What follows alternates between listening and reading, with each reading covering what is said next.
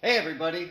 I just went out for a run, ran a bunch of great sub 6 minute miles in whatever stupid temperature this is, teens or whatever right now. It's already dark.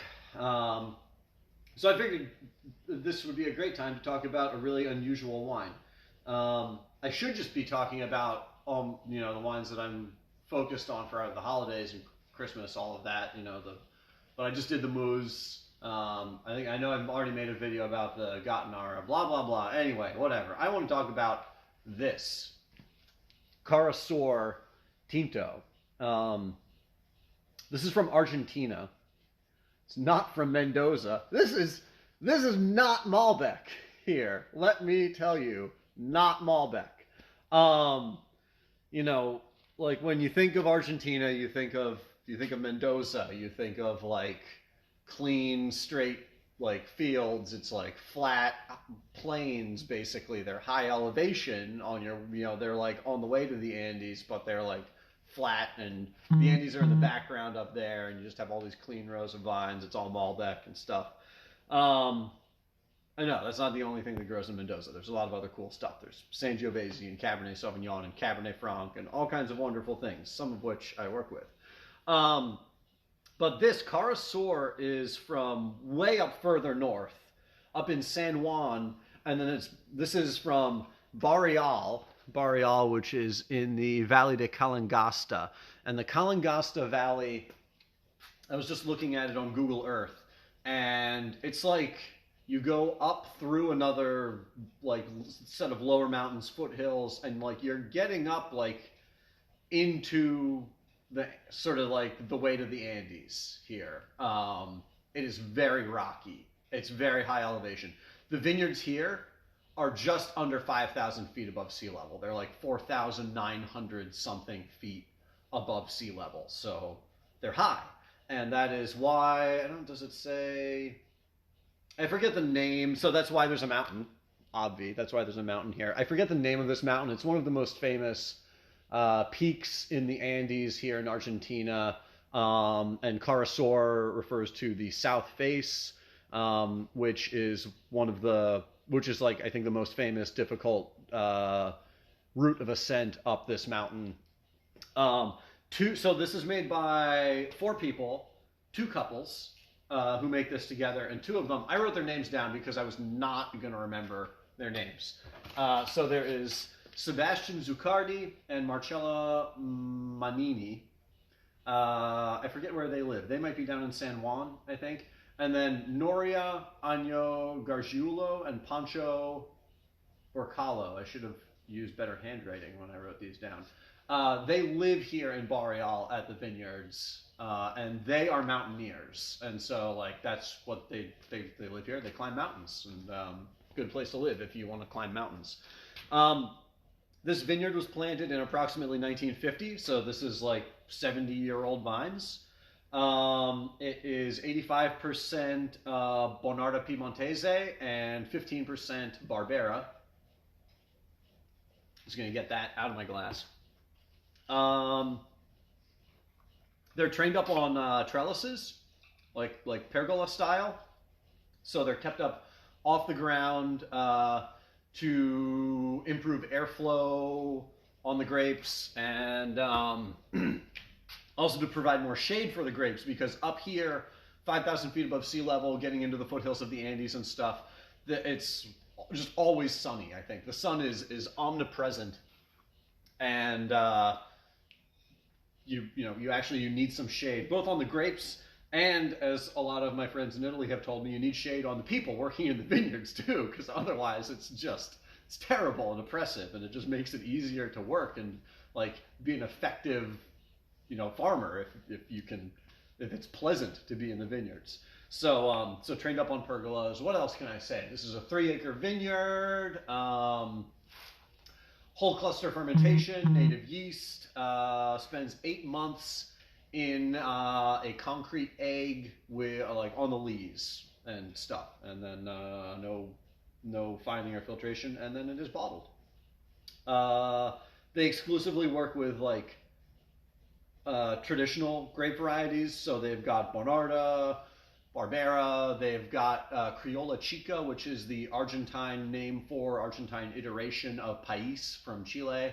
Moscatel, Moscatel Tinto. That's everything I can think of right now. What did they make? They made 700 cases of that. 700 cases. So, small production. It's not expensive. It's, I don't know, retails in like the low 20s, something like that. For a very handmade, really interesting wine made in a very beautiful, difficult, remote place to get to. Kind of smells a little bit like Bonarda, but riper Bonarda. Like Bonarda that got a lot more sun than you get in Piedmont, which, that's actually what it is. Maybe it's just knowing what it is, it puts the idea in my head. I don't know, but like blueberry, cherry, raspberry, but like really vivid, ripe, red berries. That's what this smells like. I mean, you can see, look at the pigment there. That's very, very red wine. Smells a little bit like violets, too. It's kind of floral. It reminds me of something else that I can't think of right now. Like a little bit of rose. But it smells like it looks. It's very, very, like, deep, dark red fruit. Very, like, vivid, like, blackberry and blueberry and stuff like that.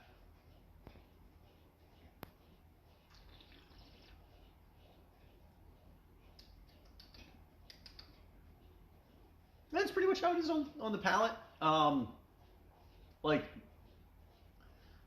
it tastes like there's a fair amount of extraction. Like that juicy, jammy, blueberry, strawberry jam, strawberry syrup, like raspberry. Those fruit flavors are very vivid and strong here, but it's still got good acidity, and it's fresh and vivacious. It's not heavy. It has a fair amount of tannin. The tannins aren't too aggressive. It's 13.5% alcohol.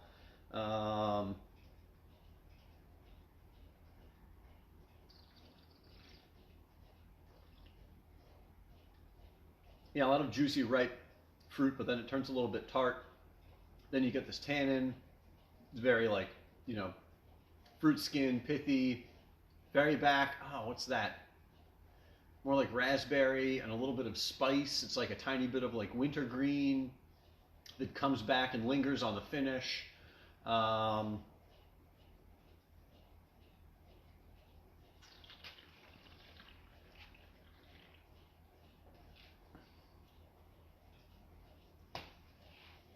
Yeah, bright juicy fruit up front. Then it gets a little bit like brambly and woodsy.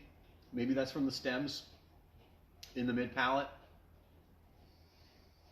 The notes on Brazos, that's the importer. Brazos imports wines. The Brazos wines. The notes on their website was that it has like flavors of cocoa in it. Really not picking up any cocoa. I'm really trying to get cocoa here, and I'm not actually picking up any cocoa, but that's fine. It's cool. It's a wine that is dense. That's like has density and is compact, without being heavy, without being like jammy or heavy or like too thick or anything like that.